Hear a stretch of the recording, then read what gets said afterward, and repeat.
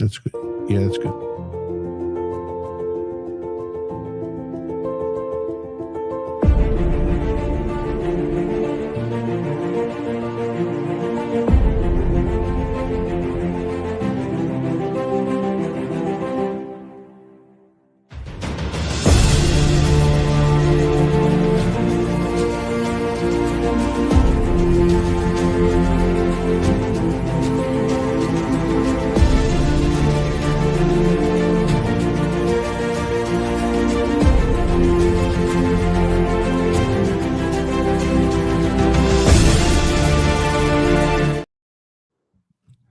God, isn't that just a majestic intro? That's not our normal intro. I love it. I love it. I love it, though. It just makes me sound so majestic. So this is Rebel Republic. We are the best political talk show in all of Massachusetts, Connecticut, Vermont, New Hampshire, Maine, New York, New Jersey, Delaware, Rhode Island. It doesn't matter. You're either with us or you're against us. And with me, as always, the voice of reason himself, Frank Cristiano. You're so dramatic. Well, I have to be. I have to be. You forget to mention it's a conservative talk show, political talk show, not a, you listed probably 8 or 9 blue states right there. Well, that's a point. That's a point. That's the fun of it. That's the fun of it. Yeah. We have a very, very special guest. We have Mr. Sean Van Diver, just so I say it correctly. Van Diver. Okay, because I'm bad with pronunciations and enunciations. Who is the founder and president of Afghan Evac, among other things? And we are so lucky and happy to have him on the show. Thank you, Sean, for joining us and being part of the Rebel Republic. Damn glad to be here, guys. Thanks so much for inviting me on.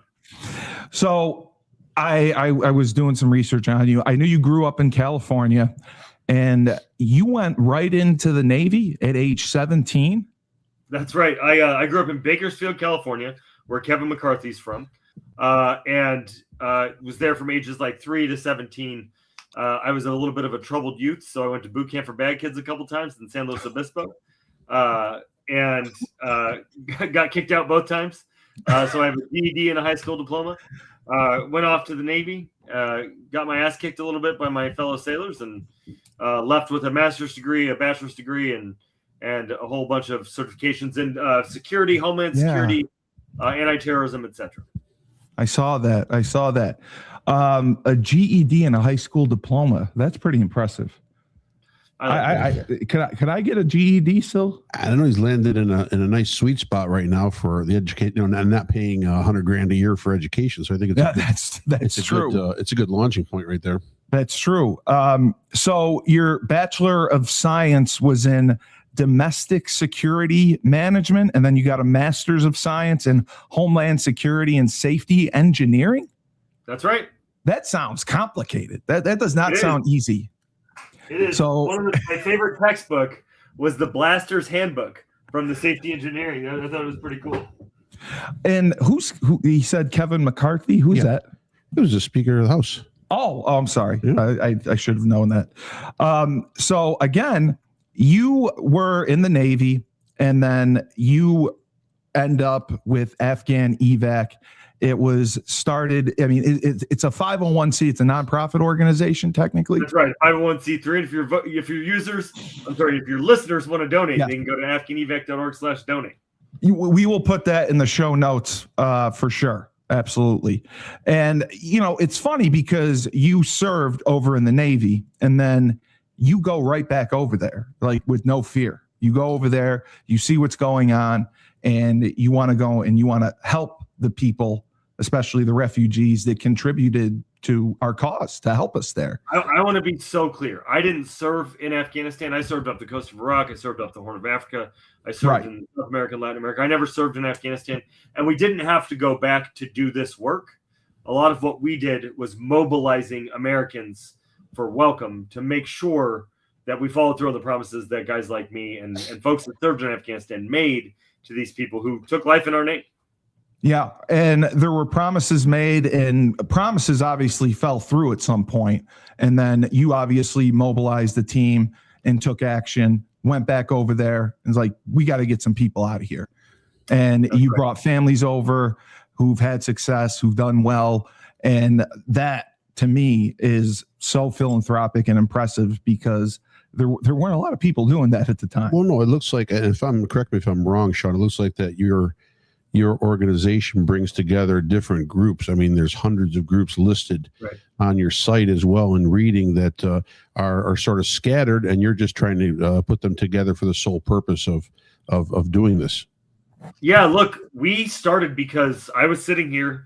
I got a call from my buddy. I got a text from my buddy that said, "Hey, brother, I'm sorry it's been so many days. I had to go to the top of the mountain to get cell service. We're surrounded by the Taliban. We're running out of ammunition. I think I'm going to die. Will you get my family back to San Diego? And will you grant my last wish and get my family back to San Diego?" I was like, holy crap. So I ended up getting dropped in like 40 different chats. And, I had one guy that I was trying to help, but we were telling his story and we were collecting information on other Afghans. And we had a pledge form up because I didn't want to touch anybody's money. We had a pledge form up to like sort of capture what sort of scale people would be willing to help at. And what I noticed was like we needed everybody talking. So I started a single, 6 a.m. every day, 6 p.m. every day, Pacific time. We got people together. We gave them 45 seconds total to talk, 15 seconds on what happened in the last 12 hours, 15 seconds on what happened in the next 12, what's going to happen in the next 12 hours, and 15 seconds on what they need or what's in their way. And, this started in 2021. And when did you realize that this was not going to be some quick and easy 2-week process, not a sprint? This was going to be a marathon. It was after the last plane left, and we were like, okay, are we going to just pack up and go home? And I pulsed the network, and they were like, hell no.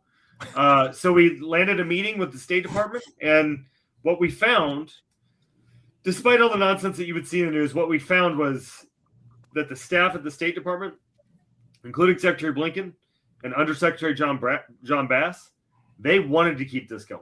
DOD, less so. People at DOD, but not necessarily Secretary of Defense. But we knew we had to keep this going. So what we did is we got all those groups together. We got them rowing in the same direction. People from left, right, and center, every part of the American experience. And we wrote a letter to President Biden and congressional leaders in December of 2021. And we said, this is what right looks like. This is what you need to do to get this right. And I'll be damned if they didn't do it. So it wasn't asking, you were telling. Yeah. I love it. Yeah. I love it. You were telling him that. So he did not do it. And this is Coach Schumann, by the way. Coach Schumann, this is Sean. Hello. Oh, he's still trying to get his thing right. Yeah, so they did not obviously listen to you at first. How did you get them to respond? Sure. It took us a little bit, but we got them to respond in short order to a few asks as soon as we wrote that letter. But that letter wasn't written until December, right? There was a good 4 months there. So we had to demonstrate power and demonstrate the broad swath of the American public that cared about this. And there were a lot of things that it took to build over time through 2022 and 2023. But ultimately, we got President Biden to establish what's called enduring welcome. And enduring welcome is our safest, most secure legal immigration pathway in our country's history. Ronald Reagan would have loved it. Conservative folks who care about immigration, legal, safe immigration, they want enduring welcome. It's the most vetted pathway that there's ever been in our history. And that's what you talked about, Frank. Yeah, well, but has that been put on hold right now by the Trump administration because of unfortunately, what we had is we had 5,000 Afghans a month coming out of Kabul on 28 flights. They were going to 3 different locations around the world. They were going to Qatar, the Philippines, 4 different locations. Qatar, the Philippines, Albania, and Germany. Germany was closing down, and the Philippines was picking up, so that's why I said 3. And then after even more vetting, because they were vetted before they ever left Kabul, after even more vetting and more processing, medicals, etc., they would go on to the United States, where they would be resettled into our communities all across the country.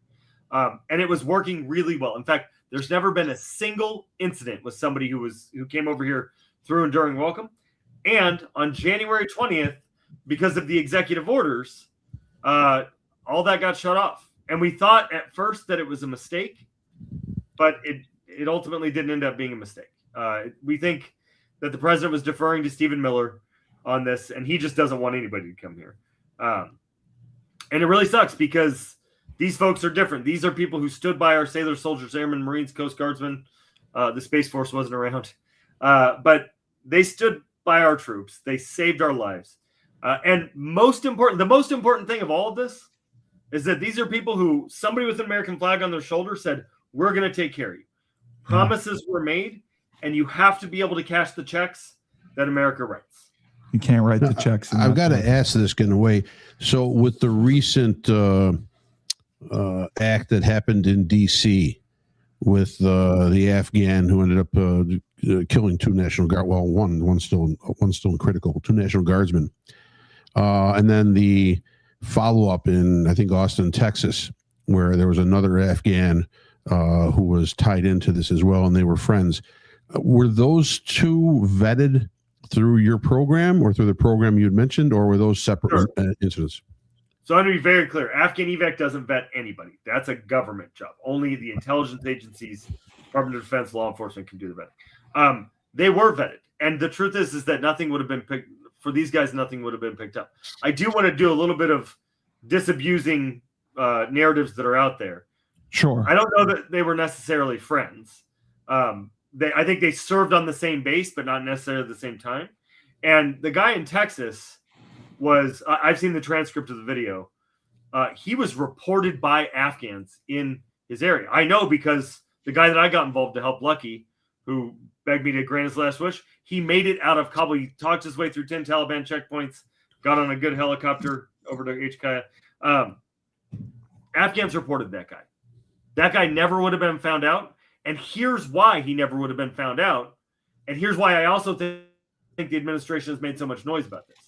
As part of DOGE and the realignment of federal resources to immigration, they deconstruct. Remember, I have a master's in Homeland Security and Safety Engineering, right? I know this shit cold. Yes. After 9/11, we established this domestic security apparatus that protected us, right? From countering violent extremism, from threats from overseas that were radicalizing people here, from homegrown terrorists, domestic terrorists who were being radicalized in some way here, people who were having behavioral issues, right? So mental health, and then other targeted violence, right? So people talking about stuff on the internet and indicators that they're going to do something, or indicators that, local indicators that they're going to do something. Here's what happened. The administration defunded all of those programs, cut all those programs, killed them all. Wow. Slashed them. They're dead. They're gone. They don't exist anymore. Same with human trafficking programs, right? Back in my day, I served on the Human Trafficking Task Force here in San Diego, and there were Republicans and Democrats, and everybody cared about that. These guys cut it all. They cut cyber.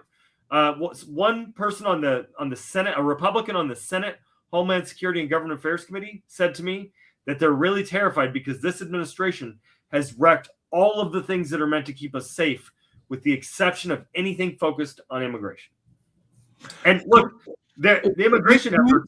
Do you think that it's a warranted national security risk at this point with the recent events like that Frank brought up, and the fact that they actually were vetted, that we don't know who would be safe to bring in or is not safe to be bring in, which would lead me to think that at this point, especially with not just Afghan but other potential issues with other Islamic groups and potential terror cells throughout the United States that have come in through various different reasons, various different groups, that it's an awfully high risk for Americans to be able to take on. Even though I agree with you that, like, the guys that fought, alongside and that obviously served on our side, there's no doubt. I thought the whole pullout and all of that stuff was just crazy, absolute craziness. And I don't, once we're in there, right, which, I don't know that I agree with how we did that from the get-go. but once we were in there, to radically pull out and create the chaos that came from that. I agree with you on that. I think that part is probably a lot of the consequences come out of all of that, right? Which is one of the reasons why, and I think Frank probably agrees in this. Well, I thought it was such craziness to all of a sudden just pull out like that, right? But then obviously now you have the kind of backside of it all, right? So the backside of it all is, though I'm sure there's a lot of people that you deal with, and obviously maybe served alongside you, maybe even saved or protected you at some point. But there's so many guys that we don't know about, right? And I think it's very difficult to figure out which groups of people could have been turned, aren't turned, could be turned if they come into America. So they may not be turned, you know what I'm saying there. In Homeland. They're ostracized. Yeah, you're watching too much Homeland there, Coach. Like, I think it's valid. I think it's valid because I think you have terror cells that are that are throughout the United States, and there are maybe individuals.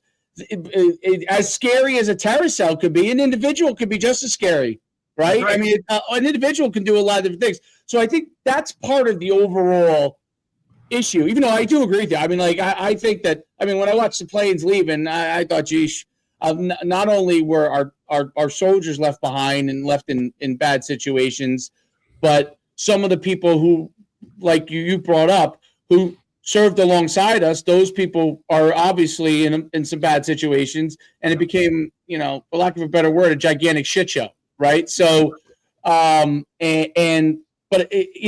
that's what I'd like. Like, what is the solution to all of that? Sure. So I'm really glad you asked that, and I'm going to take it in a few parts, and I'm going to go on for a little bit. But there's a lot here, right? Yeah, sure. Number one. None of the people that we've talked about, the guy that we talked about in Texas, that guy didn't even do anything. He talked shit on the internet, right? Like, that's all he did. And I see more insane shit on the internet, on Twitter, social media. Yeah. But he did it 2 days before this guy. I see Candace Owens say more insane shit just on our podcast. Yeah, but that's exactly right? So this guy is struggling with mental health issues as anybody else would. If their families had been left behind, if they'd been lied to or ignored. And you talked about people getting turned once they're here. The guy that did the shooting didn't get turned, right? That guy broke. We handed him guns at age 15 and said, go kill people in the name of the United States of America. We'll take care of you on the back end. And then we didn't keep our end of the bargain. So he came over here. There was nothing to vet for. Like, he wouldn't have been... There was nothing to find in his vetting, right? Now, if we're worried about risk once people get here, I'd say, are you aware that in September there were 2 mass shootings, 13 hours apart, from 2 veterans in 2 different states? When that happened, I'm not saying that there aren't veterans I'm not saying there aren't plenty of homegrown problems. Yeah, but we didn't say kick them all out, right? Problems that we currently might already have.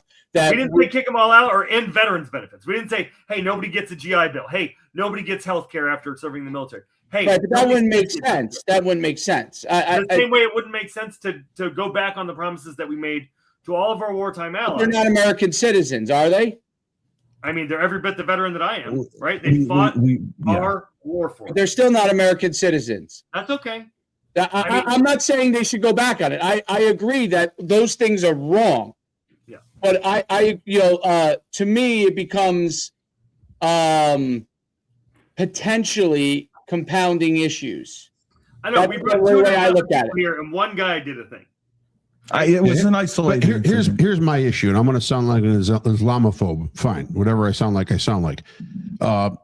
We're bringing they fought side by side. They helped us. Maybe we got to bring them over, but we have to put them somewhere. But besides vetting, I have no idea. But the religion, a lot. We place America first if we're a citizen. God in America, God in the countries, they're somewhere in there in between. Anyone with Islam ties places the religion first. That's how the guy in Washington got radicalized. He got radicalized through online or whatever, and maybe he was a cell, and somebody picked up the phone and said, "Go do the job," whatever it is. But the religion radicalizes people from that part of the world. In this country, it's not. I'm a Guinea. And when they took down the Columbus statue, I didn't strap a bomb to myself and go run into a building and blow it up. And that's my feeling. I know I'm simplifying this in a way, but my feeling is we're bringing over people that can be easily radicalized over time, even if they did serve with us. I mean, I don't know how many interpreters or assistants turned on American military at some point or another. I'm sure there's some. Just like we said, there's some veterans that do shootings in this country, but to bring them over here, and I want them over here, but I don't know how do we contain and vet them to make sure we're not bringing in someone that's going to radicalize over time. And I guess that's an impossible answer. It's not going to be perfect. It's an impossible answer. Yeah, you can let your dog in. Yeah, fucking dog. I wanted to ask Sean. There's Wait, real quick. Can I answer something? Yeah, absolutely, please. All right, so. A moment ago, there was a question of what was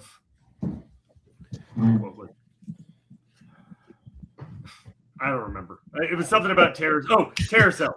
Listen, guys, don't watch too much Homeland. I happen to be an expert on this. I've never watched an episode. Never watched an episode. Don't watch too much YouTube. Don't watch too much whatever you're watching. If there were terror cells all over this country, there'd be a lot more dead Americans.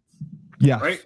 There's not terror cells all over this country. If there were, then either there could be sleeper cells. Maybe, but how long are they sleeping? I mean, listen. All I see is when I see Flint, Michigan. I think it was Flint, Michigan, or one of the towns around there. Dearborn. Sorry, Dearborn. You're right. Dearborn, Michigan, and I see people that actually are living in America that are Islamic, yelling "Death to America." I think to myself, wow, okay, these are people that are already here saying that. Do we need to be compounding the problem even more? And I think we have to make a decision about free speech. We have to decide: do we care about free speech or do we not? No one's telling them to not get free speech. No one stopped them from saying "Death to America." They said "Death to America" all they want. Yeah, exactly. We don't have to stand by and say that's okay either. You don't. We can have a debate about that. But if people are here and they're naturalized citizens and you get to have free speech. I'm pissed off at America all the time, right? But it's still the greatest country in the world, and I'm still damn proud to have served in the military, and I'm still damn proud to have helped absolutely come here. So I just think we have to think about things as a whole, right? If we believe in free speech, then if people say "death to America," that's their prerogative. I care about people's actions, and we can't punish them. We can't punish a collective of everybody for the actions that if we punished all veterans for what Timothy McVeigh did, he blew up a fucking federal building, man. If we punished all veterans, how would we get anybody to serve? And that how would we get anybody to serve question? We're maybe about to go to war in Venezuela, right? Or in China, or in Iran, or name the place. If we go there, Joe from Nebraska has no clue about the culture there. Joe from Nebraska is going to get his ass blown up if he doesn't have local support to help him. And right now, everybody in the world knows what the United States government has done to Afghans. And so earlier you asked me, so what's the answer here? What I think the answer here is not slow it down more. We've seen what happens when we slow it down more. All these backlogs happen. People fall into homelessness. People fall into great mental health challenges. What we need to do is make it better, smarter, and faster. Better vetting, faster vetting, better jobs programs, a better alignment. There are doctors that have come over from Afghanistan and are Uber drivers right now, right? Yeah. And to the point you said earlier about I don't know the jobs though. There's one really important point for anybody. I want to make one really important point here. I want to make a really important point here.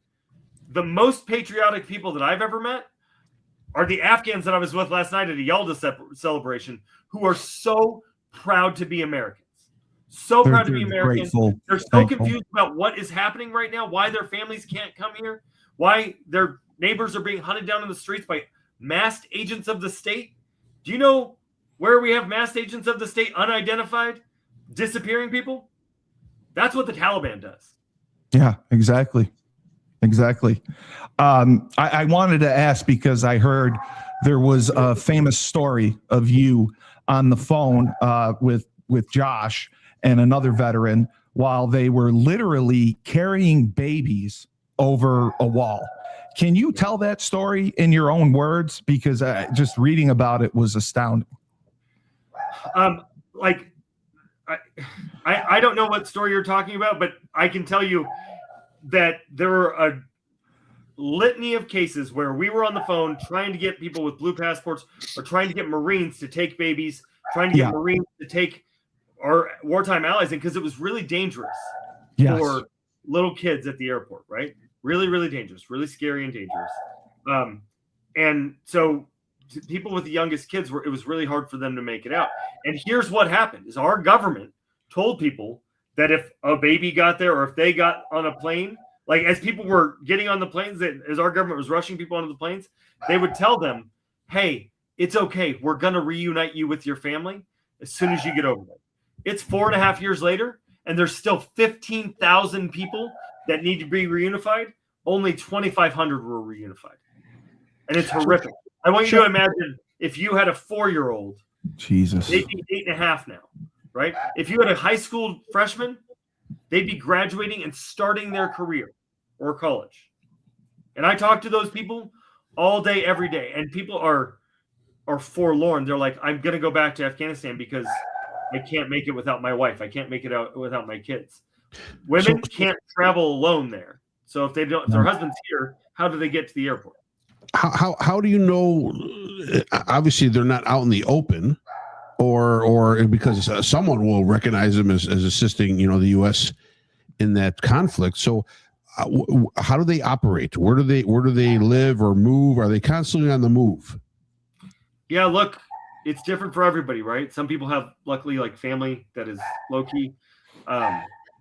People are moving around a lot in Kabul and the other major cities, but it's really scary, and they're getting, knocks on their door. And we had this inherent protection as Enduring Welcome was going on, and that's gone away, right? And we had this inherent protection in Pakistan as we were moving people through there, and that's gone away. And the Trump administration didn't talk to anybody in Pakistan. They've trapped. I want you to hear this. There are 3,000 individual family members of active duty U.S. military service members, moms and dads, brothers and sisters. A U.S. military family member, a mother of a service member, had her throat slit about a year ago today because we didn't move fast enough on this. And that's on Joe Biden.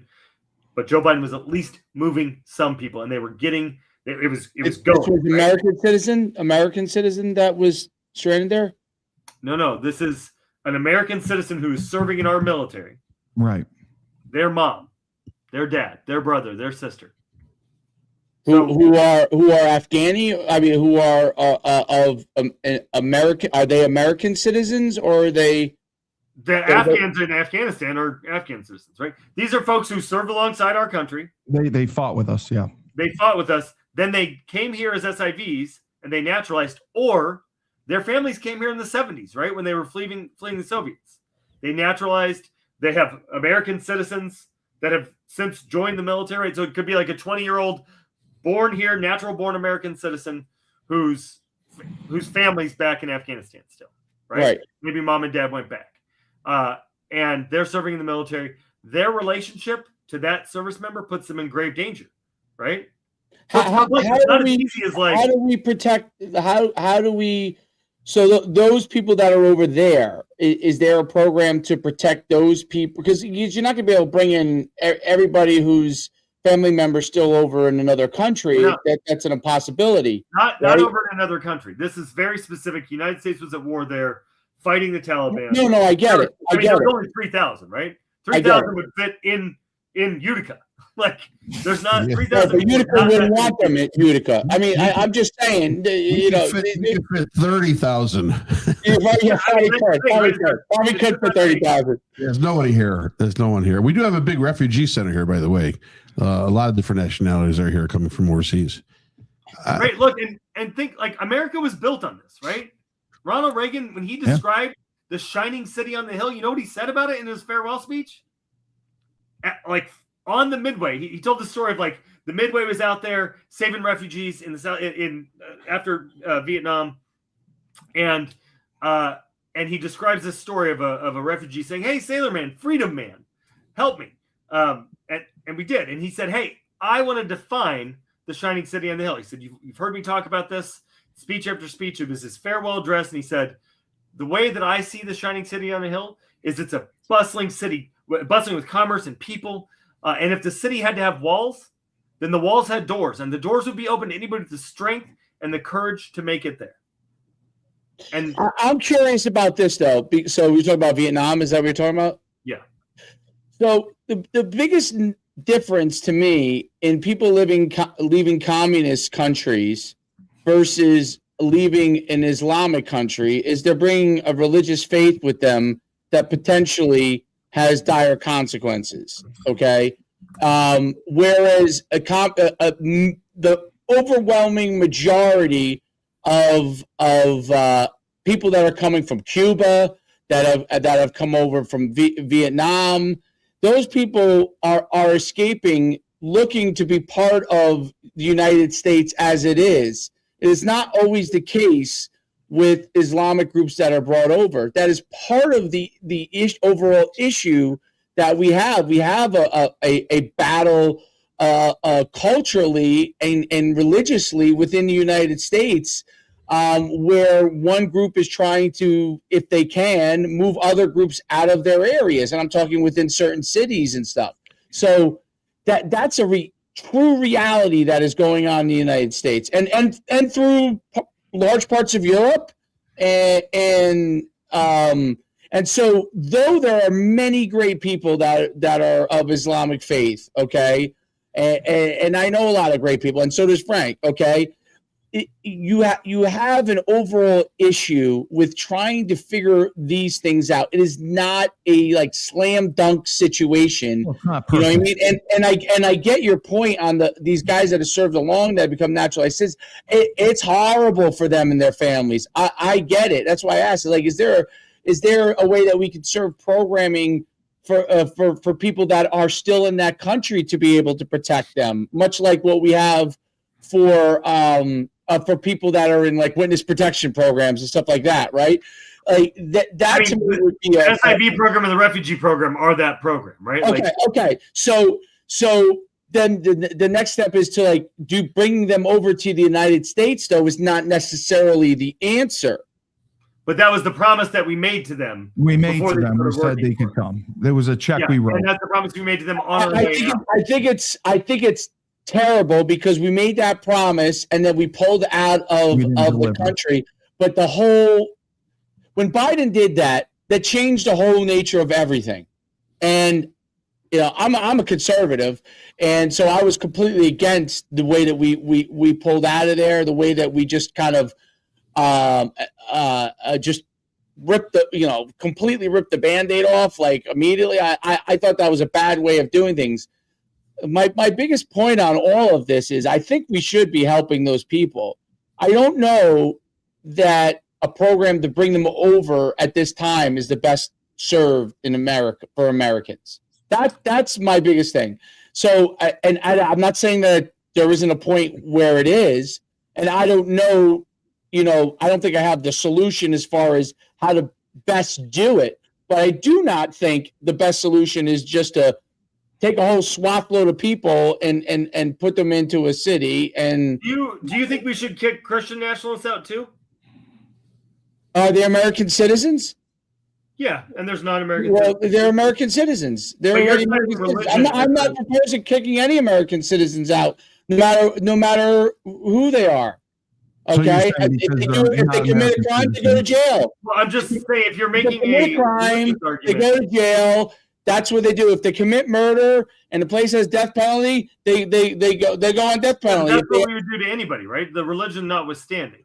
So absolutely. Why should we bring over people from another country that are not American citizens? Because we promised them that we if they promised them, Dave. People promise a lot of things. People promise a lot of things, and it sucks that not all promises get served.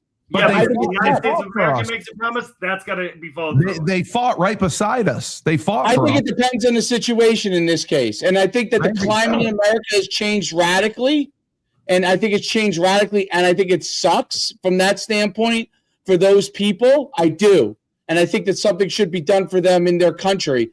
But until we have something here that can protect the American citizens here, I do not think that the Trump administration killed all that. No, I'm saying until we can protect the American citizens that are currently here, if we bring in a foreign person. Yeah, but you're making things that don't make sense. Like bringing it in makes perfect sense. It's clear as I'm saying it as clear as crystal day. If they're a current American citizen, they are protected by American laws, rules, and values. And if they commit a crime, then they have punishment according to that. So would you feel the same way if the shooting didn't happen? You don't think you should punish people unless we know that the process is going to be able to get us where we need to. We haven't had a single issue with the vetting. There's been no problems with the vetting. That's what I'm saying. You just said that we vetted we had a person that was vetted that committed a crime in Washington. You said it was Washington, D.C. Are you under the impression that the vetting is meant to detect future crimes? It's an isolated incident. I think it's trying to protect potentially future crimes. Yeah. I mean, I lived across the river from 9/11. I still remember it. I have family members in 9/11. I have 100 people that worked on the 105th floor at Kenner Fitzgerald that died in 9/11. Damn right, I remember that. You fought in it. You were put in those terrible situations. I mean, yeah, that's I believe that. Have anything to do with 9/11? I didn't say they did. I said the people of Islamic faith that were not American citizens had something to do with 9/11. Is that not a fact? So, do you think Christian nationalists or Muslims have killed more Americans? I don't know who's done what. I'm saying that if it doesn't matter what it is, if they're an American citizen, they get dealt with in American laws. Yeah, but why would we bring over somebody from another country that we don't know if they can commit a crime on our soil? Well, it's got to be Christian. It's got to be Christian nationalists. I mean, because we've been here forever. It doesn't matter one way or the other. If they're American citizen, they commit a crime and they're terrorists. They're treated accordingly. Yeah, but Coach, they're treated accordingly. Coach, American laws apply to everybody that are here. In America. Yes. And they're here legally too. They're here legally. They're already here legally. It's hard to do anything about someone that's already here legally. I'm talking about people that we're bringing over. Stripping status from people. What's that? The administration is stripping legal status from people, and then they're saying these illegal. So they're naturalized. That people that are actually citizens. They're stripping American citizens. That doesn't matter at all. So what are they stripping? I'm just curious. They're stripping green card status, or they're trying to strip green card status. Says the government has the right to take a green card status. I'm not saying it's right or wrong. I'm saying they have the right to do it. Okay, what else are they stripping? They're stripping parole status. They're stripping the temporary status that people are on while their immigration paperwork is going through the system. They're stripping asylum status from people. And they're trying to. I'm not saying it's right or wrong. I don't know who those individuals are, but the American government has a right to do that. No, they don't. They absolutely do. They're not American citizens. Absolutely. They were American citizens. No, they're not. He's not talking. He's talking about green card temporary status.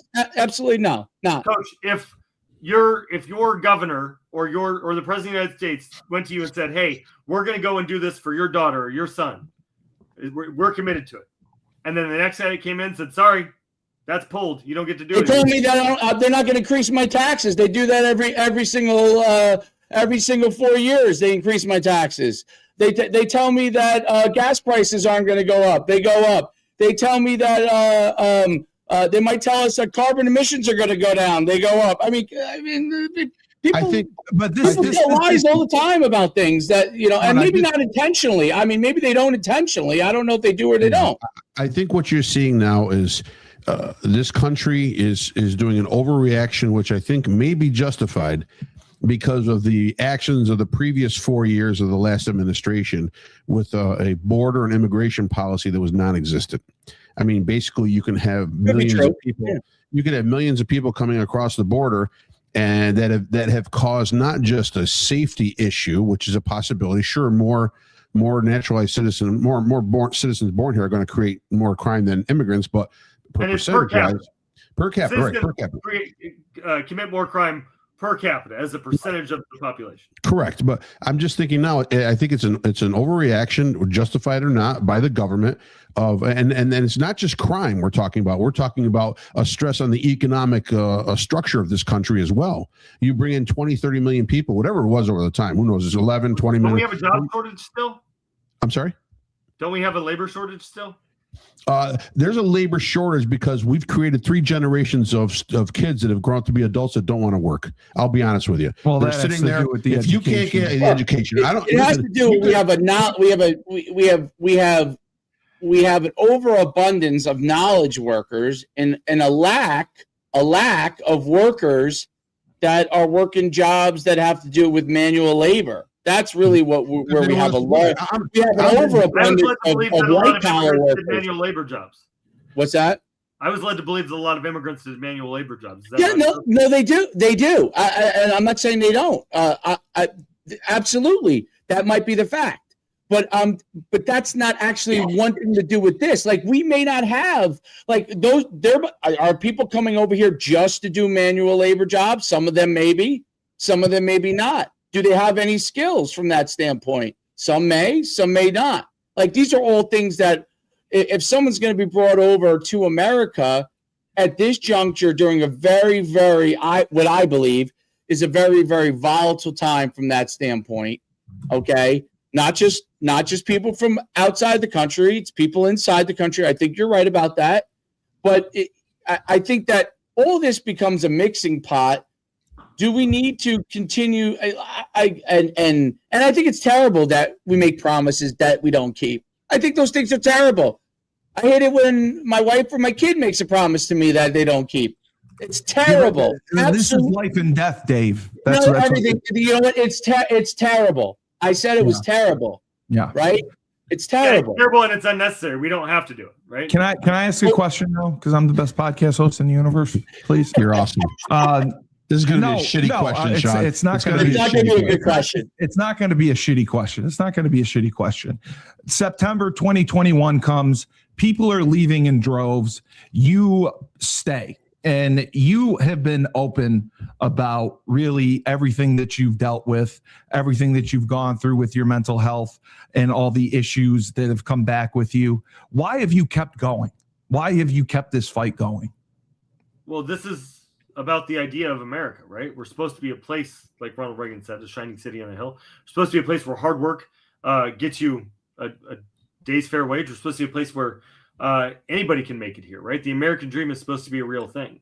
While the administration is trying to kill the American dream for these folks and for our veterans that served alongside them, we're trying to make sure that people remember what that looks like. And it's worth it, right? We made promises to these people, and I don't want people who follow me. You're not giving up on them. We're not giving up, but we're also not giving up on the service members who are later going to look at somebody and say, hey, will you help me out? We want them to be able to thrive. We want them to not be turned into liars. And that's like, people can have disagreements around immigration and who should be or who shouldn't, but you don't get to disagree once a check has been signed. You can't take it back, right? You've got to follow through on the policy until that's done. And if President Trump doesn't want to do that in future conflicts, then great. But it's illegal. That's the law that these folks are still be able to. If you had like a magic wand of the process that would be best for them and best for America at the same time to make sure everybody, on both sides, it's not just vetted, but we know, okay, that something isn't going to arise later on that, maybe you hey, listen, they may love you, right? Because you've done great things for them, but, and the people that you're working with, but, could harbor some ill will. They come over here, they don't get a job, right? Now, all of a sudden now that goodwill could go away very fast. I mean, life takes over, right? And Coach, 200,000 of these folks came here. If you had a magic wand of the steps that you would take, you know what I mean, to serve both sides, to help it. Sure what would you do? You now are in charge of all of this in America, right? And how would you have this handled? Sure. So it would be a rapid. You know how you get an I-9 when you go work somewhere? You fill out a bunch of paperwork. So DHS knows that you're a citizen. Some version of that. filled out for anybody creating a relationship with the United States who is being made this guarantee, and continuous vetting throughout their service to us, so that when a risk moment happens, somebody from the Taliban knocks on their door and says, "I'm going to kill you," they can hit the button to go. They can have been totally vetted they would get rapid accession to the United States and rapid green card, which is what happens for SIVs now. And then they would have the same resettlement benefits they were able to get when they got here, and rapid adjustment of status to American citizen, just the normal. What kind of support would they need in America? Like, what kind of support would they need in America, though? Like, so they come in America. What kind of support would they need? Yeah, there's tons of resources that people get. Yeah. People have been, 200,000 of these folks came here, and you haven't heard about. There was one guy out of 200,000. If you put 200,000 Marines in a room, you would have all sorts of crimes happen. I'm sure. Yeah.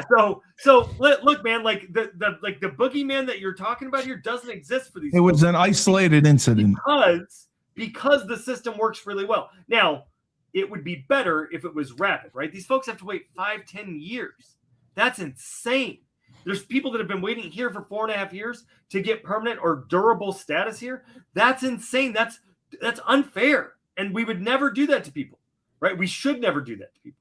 So if we can make the system better, then everybody thrives. And look, the truth is about immigrants and refugees is from 2005 to 2019, refugees and asylees generated a net fiscal benefit of $123.8 billion. And that was an HHS study done under the last Trump administration. Wow. Of that net $123.8 billion net benefit, meaning they paid more in taxes and revenue than they cost in government expenditures over that 15-year period. Of that benefit, $31.5 billion came in net gain for the federal government, payroll, income, excise taxes. $92.3 billion benefited state and local governments all over this country, right? They contributed $581 billion in total tax revenue. Well, the government. That's all obviously before the Somali $1 billion. You got to deduct $9 billion. You got to deduct $9 billion off of that. $9 billion off of that from the Somali. I know $9 billion from that. It's still over $100 billion benefit, right? Like, and people don't. Like they're gonna have to make up for the Somali the deficit here. That's because we can afford it. Right? Minnesota. We can afford the deficit because refugees have contributed. Refugees and asylees. That's not just immigrants. That's only refugees and asylees who are being made to be boogeymen. Let me ask another question. What's the process of getting? Is it sneaking someone out like you see in the movies, and they're in unmarked vehicles and they're driving over Kandahar mountains or airplanes? I don't know. What's the process of getting somebody out that maybe they've been made by the Taliban, but they're living in a friendly community for them? And I know how tribal it works, where they protect visitors or protect their own. How does that work? I'm really glad you asked that, because yeah, that sounds sexy and all, but that's not what's happening, right? During the fall of Kabul, there was a lot of moving people around like that, but still, and what we were cautioning everybody around was immigration law is, especially in the United States, is really strict, right? There's no fuckery that can occur and people still be able to come here. So what we were saying is, don't send somebody someplace without a follow-on plan, without a durable solution for them to come here. So what was happening for 4 years was they would undergo all this vetting. If you go to afghanevac.org/relocation, you can see the process. It's all this vetting, all these applications. Identity is matched to jobs, to match to recommendation letters, match. The vetting is through CIA, DIA, DHS, DOD, all the Interpol, all the international folks, state and local, all that. And in Afghanistan, don't believe the bullshit that you hear. We have so much information on them that it takes longer to vet them. It's not that we don't have information on them. Yes, the Taliban's not giving us information. Who gives a shit? I don't want the Taliban's information. No. So they would go through all of that. They'd get medical screening. They'd get their vaccinations. I know some people don't like vaccinations, but you had to get them to come here. You'd get more. You'd get your biometrics pulled, your fingerprints, all of that. Then you would get on a plane. You'd go right through Taliban security. The Taliban didn't really understand that we had bought out all the flights, the seats on commercial aircraft, and they would fly to one of those 3 locations. When they got there, they'd go into a secure facility. They'd get all of that vetting done again, biometrics on arrival, all of this stuff, more medical, more immigration screening, and they would arrive here in a durable status. All the people that are getting messed with now, this is the fucked up part. The people that are being messed with now are people that the United States government brought here during the withdrawal because they're still here under temporary status. So I don't know, Coach, do you think it's cool for us to bring people here and then kick them out to certain death? Yeah, Like, I I think it's all bad. I don't think any of that's. I don't think any of it is a good situation. I don't think any of it's a good situation. What's that? A what? Have you ever heard you broke it, you bought it? Sean, let me ask you this. What is one thing Americans still really don't understand or don't comprehend about our Afghan allies that you could pinpoint? For 20 years, they served alongside us. They served alongside every, Tom, Dick, and Harry, John, Joe. Think about the people that serve in the military. That's how they were indoctrinated into an American culture, right? Yeah. Think about the corn-fed white boys from Iowa and Nebraska that were going down range, and Abdul was helping them out and learning about the American dream from those guys. I get calls every day from folks all across this country who have who it's hard for them, right? It's hard for them to square the fact that Abdul's still back there when he told him, "Hey man, work with us for a couple of years. You're coming. Yeah, you can come." And this is why I use Nebraska as an example and Iowa, because there are Afghan communities in those places. Like in a sea of white guys, there's like this broad, big Afghan community, and they're not trying to take over cities or anything like that. They're they've been inculcated into American culture, right? Right. Because we were in Afghanistan for 20 years. And then when that changed and we didn't keep up our end of the bargain, which was build democracy, a lasting democracy there, it became incumbent on us to follow through on our promises. And we said we would. We told them over and over again. And a lot of the people that are complaining right now, Marsha Blackburn, John Cornyn from the South, were the people calling me and saying, "Hey, we helped get my guy out. Hey, we need to make this happen." They were holding the Biden administration accountable, right? They wanted to have hearing after hearing after hearing about Afghanistan until the guy behind Resolute changed, and now all of a sudden we want to forget about Afghanistan. Mark Wayne Mullen. What are we doing? Right. And that's my biggest problem with American politics is that, and I think a lot of veterans' biggest problem, is that we forget that honor means something. Honor, courage, and commitment were the core values. And integrity. Yep. And look, that's you ain't getting that from politics. I can tell you that. Yeah, but we have to be better than that, right? We have to demand it. And people like Stephen Miller, I think it's been so corrupted as a whole that it's. Well, let's talk about the Epstein files. Yeah, I mean there's a lot of things you could probably bring up. I mean it's corrupted as a whole, and that's a whole. Everyone has another episode, a rabbit hole that we could go down. That's another issue, but I think one of the things too that if it went like the way that you were describing, is that it would be critical that people came over here with jobs, because if they don't come over here, that'd be great. Yeah, well, I'm saying I think that would be to me. That to me would be the one way that I would say would be, because then you wouldn't have to worry about somebody. Well, Coach, that's what the resettlement agencies are for. That's what they do. They help find people jobs. Yeah, I know, but all these people get left behind, like they get over here. People get over here. We don't have a joblessness crisis for these folks. All these folks have jobs. Yeah. There's no crisis there. DHS now, though, is trying to take away employment authorization so that they do create a joblessness crisis, right? So, that's the thing that we're seeing happen from the government side, is they're trying to pull things that allow people to do thrive, not even to thrive, to just survive. And that's why I was on the news the other day saying Kristi Noem's a liar, Kash Patel's a liar, Donald Trump's they're fucking lying about this. And that you could be a Republican or a Democrat, it doesn't matter, and you should care about this thing and not stand for it when they bullshit us, because so many American veterans, mental health is tied to this. Hugely. And our very identity as Americans is tied to this. Who we are and how we show up. People within America that are in the current currently Senate, on the conservative side, that agrees with what you believe? Sure. Tom Tillis, Mark Wayne Mullen cares about this. He just doesn't want to do anything about it anymore. Joni Ernst, Mike Round from South Dakota. I mean, we've seen Lindsey Graham. Lindsey Graham shook my hand, told me he would do anything he can do for Afghans. I don't know if Lindsey Graham's some liberal, he's lying. He's lying. I'm conservative. I don't trust Lindsey Graham as far as I can throw him. Lindsey Graham's a great guy. Nah, he's full of shit. Sean, 4 years in, I mean, you've been doing this. Are you optimistic or pessimistic really about the future, the remaining cases going forward? Because it's been a long 4 years. So politicians never do anything on their own, right? No, we need every single one of your listeners to call their member of Congress and call their friends in the Senate and the House and say, hey, I'm a conservative. This matters to me. Go care about this. I want to see a discharge petition for this, right? Like we've got Michael McCall, who's a staunch conservative from Texas. Mike Lawler from New York.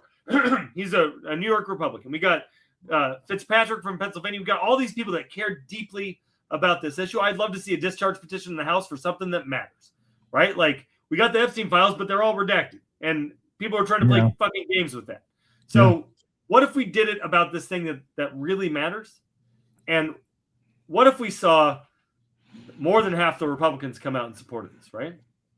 And that's the thing, is they're taking a big risk because Stephen Miller has a lot of power. Donald Trump here and up until that shooting, Donald Trump was pretty good on Afghans. In fact, every day of the RNC, it came up. It came up during every debate. The withdrawal came up during every debate.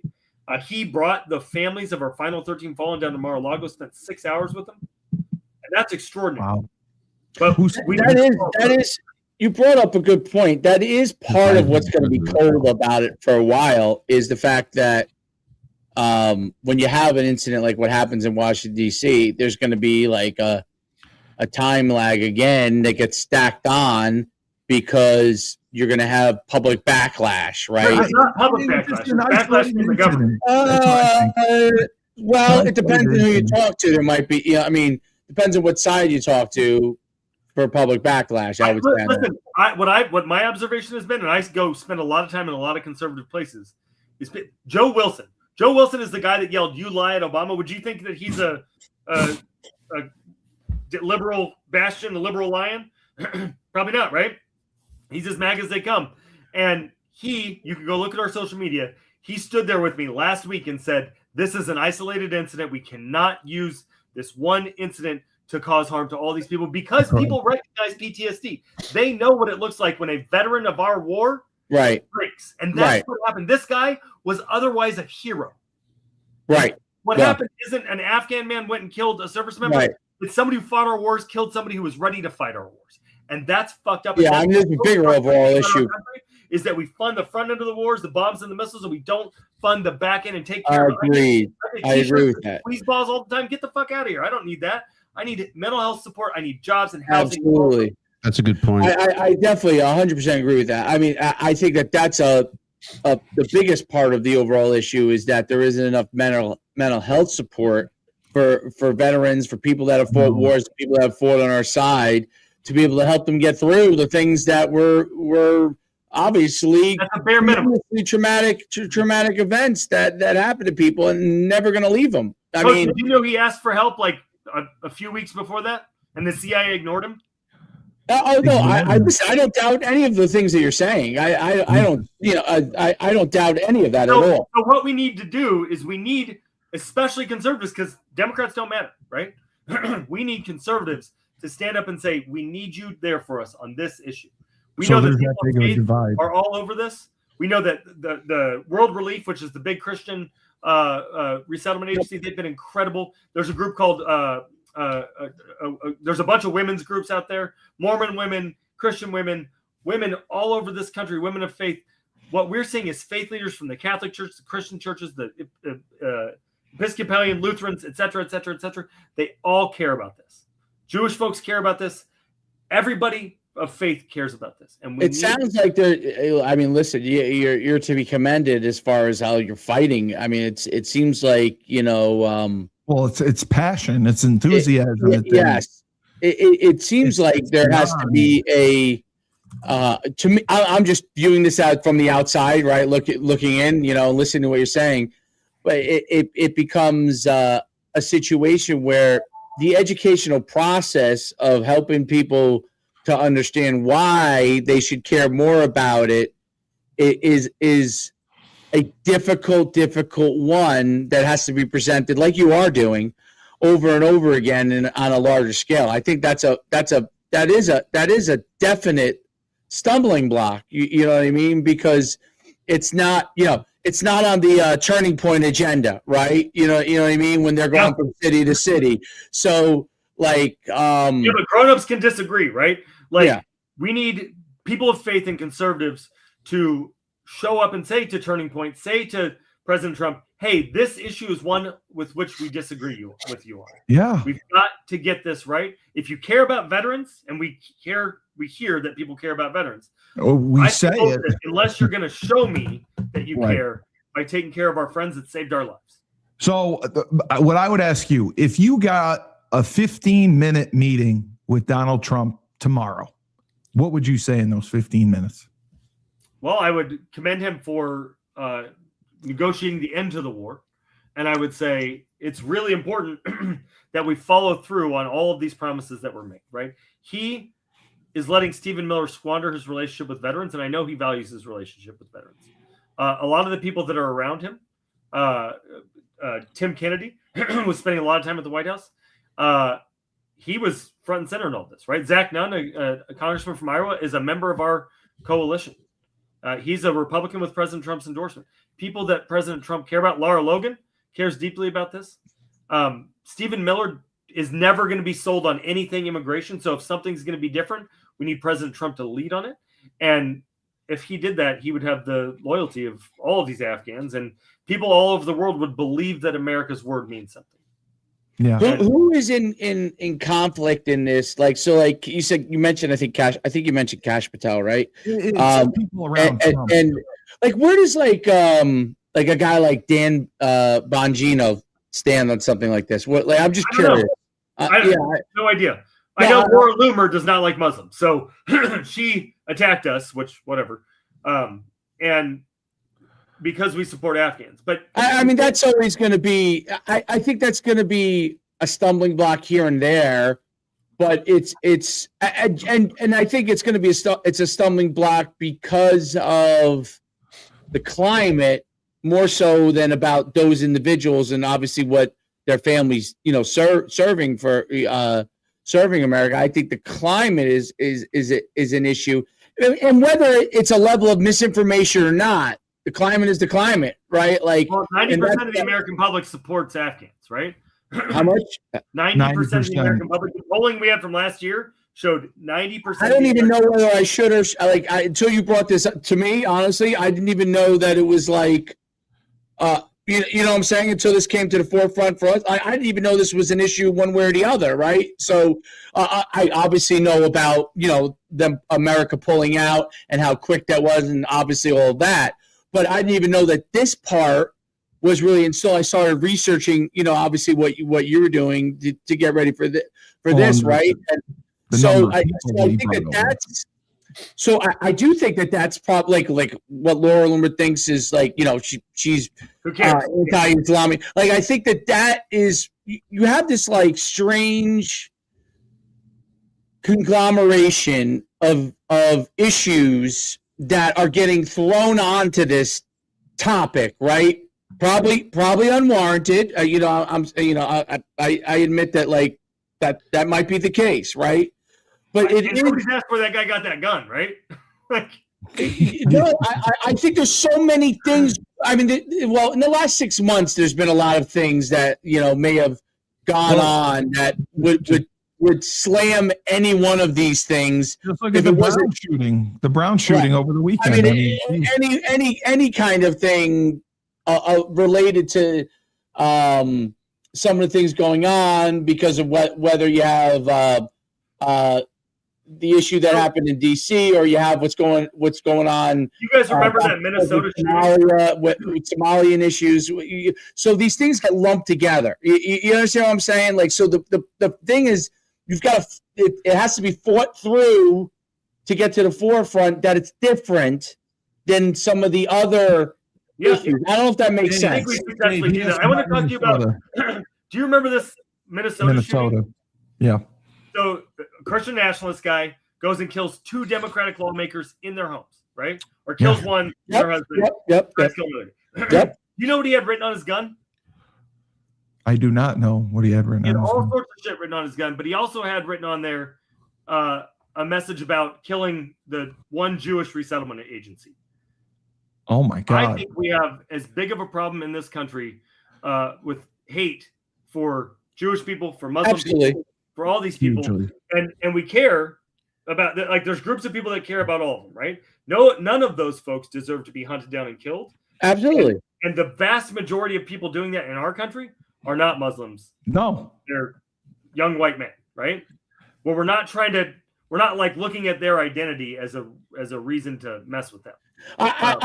There's no doubt what you're saying is true, but the issue again, I think, is the biggest thing is going to be separating out this particular thing, and like I think the way that you highlighted it is really good, but it has to be separated out, because what happens is when these things get thrown onto the table.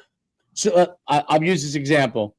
There's obviously a huge Somali population in Minnesota, right? And they want more Somali refugees from their civil war that's going on to be brought over, right? And they happen to be obviously of Islamic faith, right? And so you start to get certain things that start to get muddled together. I'm not saying it's correct, it's wrong, okay? But that's the thing that has to be able to, just like you're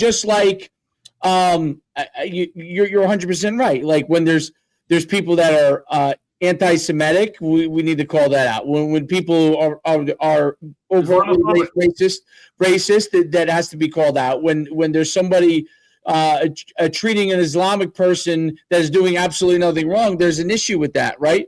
But there's also, we have to be able to figure out, how do we go from that to being able to decipher individually? Because I don't think that we have an ability.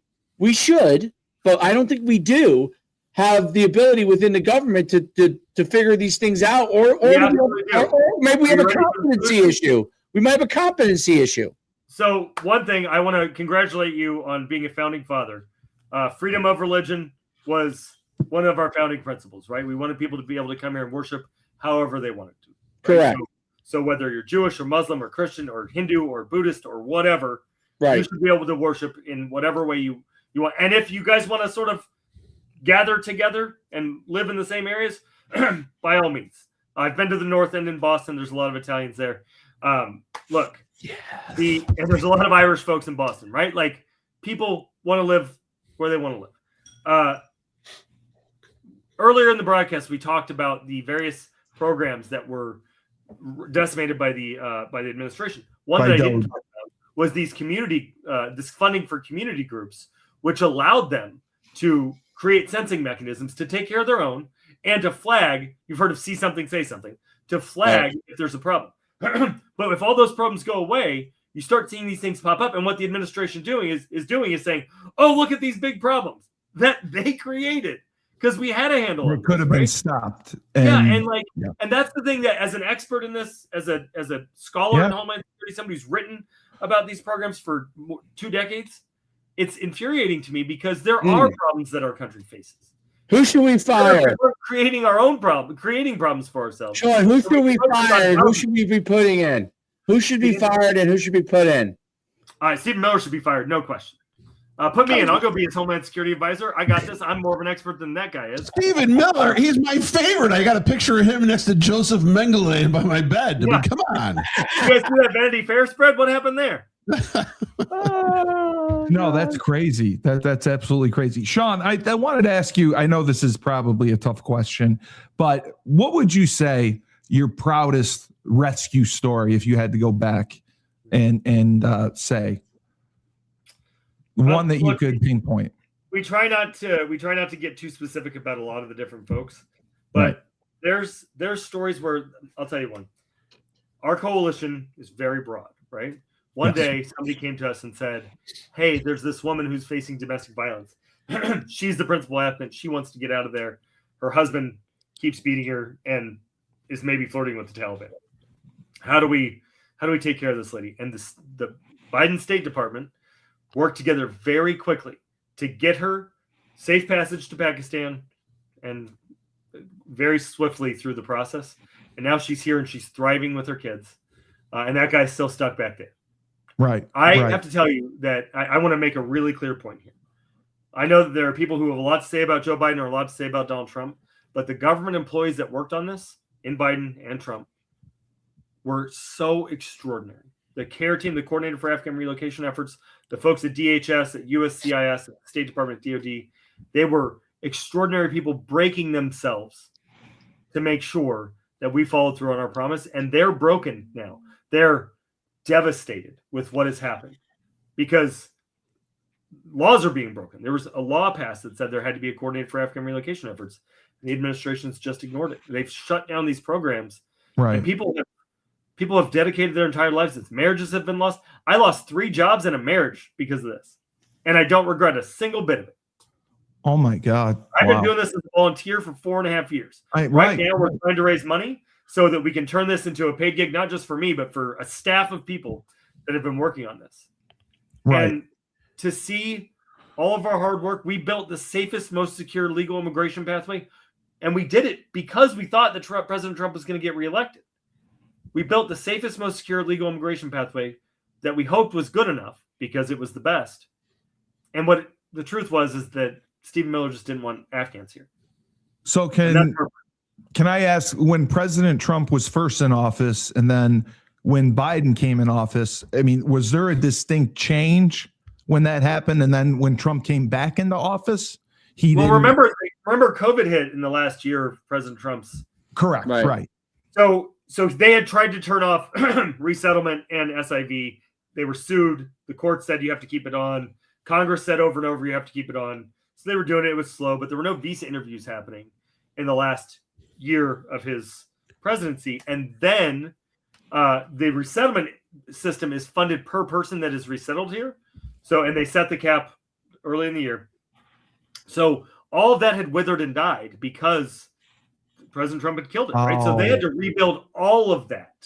Like, that's why it was so fucked up and why it took so long is that everything had been decimated, but we rebuilt it smarter, faster, and better. And leveraging AI, leveraging tools, intelligence tools that made it the strongest and safest and most secure. And we had hoped that it wouldn't face the same fate, but on day one it got killed. And now I know a guy named Barack whose son had his privates blown off at that Abbey Gate.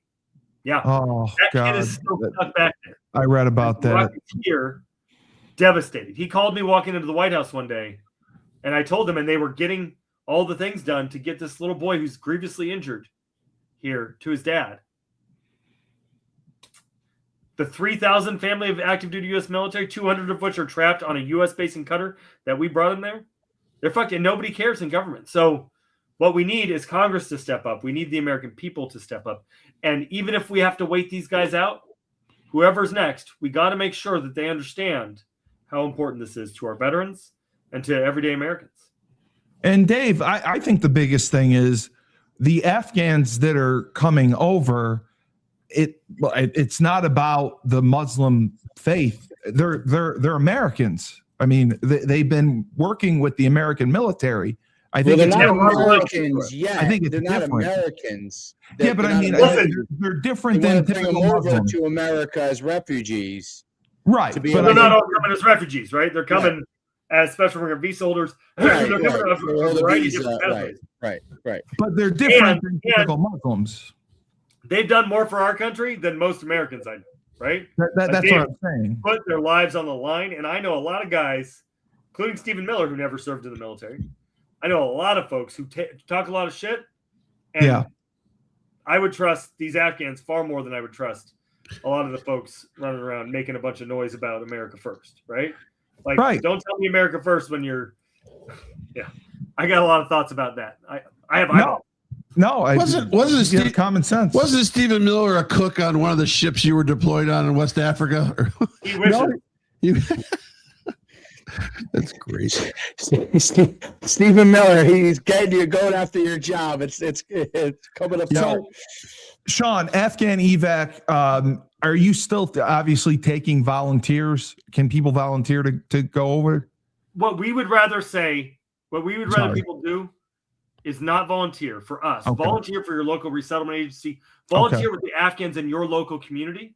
Volunteer. We are taking volunteers for Battle Buddies.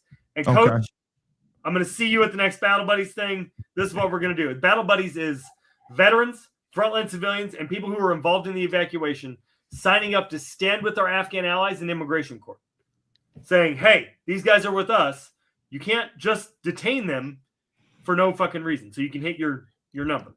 And I would spend big money, Sean. I would spend big money to see Coach carrying an Afghan flag and waving it proudly in that crowd. I would pay. Yeah, you got it. Join me. I'll be in New York next week. That's great. And what would be your final message to the Afghan families still waiting and to the Americans who feel guilty or helpless of the situation? I'd say to the Afghan families, lay low. Let people like me and all of us on this call fight this fight. Fight the battle. It's not safe to pop your head up right now. Right. What I would say to Americans is pop your fucking head up, man. If you're an American citizen, to get involved. Let's go. Call your members of Congress. Share it online. Go look at our website, our social media. You can share any of that stuff. And make a donation. We need your support. Yes. AfghanEvac.org/donate. Whether it's $10,000, $100, or somewhere in between, we need your support so we can keep going. Coach, are you gonna make a donation? Send me the link. You got it. It's going to be in the show notes. I will put it in the show notes. There you go. There you go. I'm gonna look for it.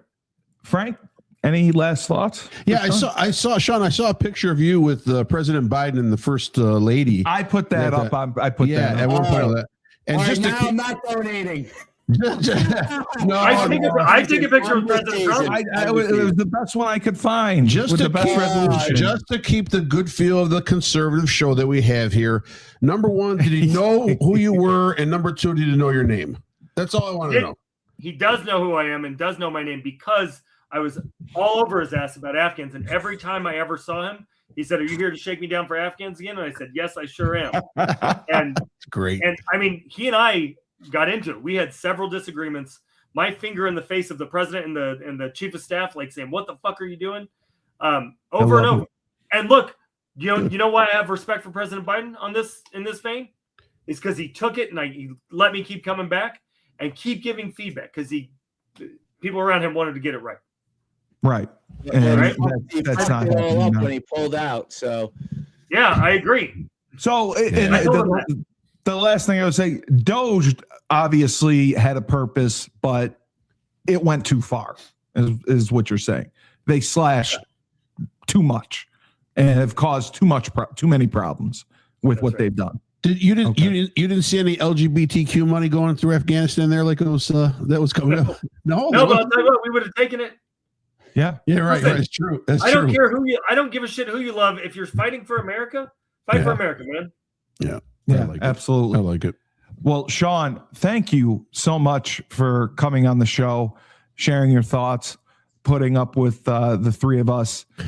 You're awesome, dude. You're doing a great job. We really are. The debate, Steve, the only way you get anywhere on any of these things is to debate it out in the open. I know. People can hear both sides. Yeah. And hear what each other thinks. That's how you get closer to solutions. I agree. I'm going to come back and fight with Coach again another time. I agree. You're the best, dude. That was great. I love it. It was awesome. I agree. You could say, fuck you, agree to disagree, whatever. But at the end of the day, we shake hands. We're all friends. We all want the same thing. We all want this country to be great. We all want to support the Afghans in Sean, all I know is that within the last hour, I learned a lot more of what I did not know before. So I appreciate it. Yeah, wonderful. Sean. Thank you all so much. I'll definitely actually asked some good questions this week, which is amazing. I It's a did shocker. research. I did research. I dressed up. I did research. I You did didn't have to research. put on any controversial music or anything like that, Steve. No. You know, we actually, we did a didn't. No, great job. listen, I did research. He's a superstar. I mean, he's been everywhere. Give Sean one more time the organization. Where can people donate? AfghanEvac.org/donate. Perfect. And if you want our regular Monday morning updates, go to AfghanEvac.substack.com. You can find us, and we'll be in your inbox every Monday, and you can get updates on what's really happening with this. Like a newsletter? Yep. Okay. Go read our newsletters, Coach. Yeah, we'll do that. That we'll read 100%. There's a donate button all over them, Coach. I watched interviews. I would be disappointed if there wasn't, Sean. I would be disappointed if there wasn't. They need it, man. They need it. So, for the voice of reason himself, Frank Cristiano, yes, Coach Schumann, and our very special guest, the president of Afghan Evac, Sean Van Diver, right? I said it right that time. Got it. Thank you so much. Great job, Sean. Great job. Good job, guys. Hold on. I'm Steve Cully, the best podcast host in the universe. Remember, when life gives you lemons, don't make lemonade. Take 2 oranges, throw them right back at life.